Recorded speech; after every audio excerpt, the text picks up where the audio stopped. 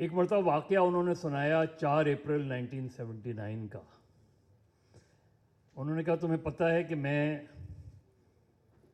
Radio Pakistan से मुझे वो ख़बर पढ़नी पड़ी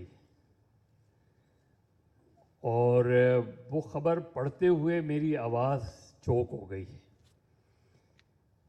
और उसके बाद जो इंक्वायरी हुई तो मुझे अमेरिका जाना पड़ा। वो बहुत मेरे नुक्ते नज़र से बहुत डीप आदमी थे। ऐसे लोगों की हमें कंडोलेंस नहीं करनी चाहिए, ऐसे लोगों की ज़िंदगी को सेलिब्रेट करना चाहिए।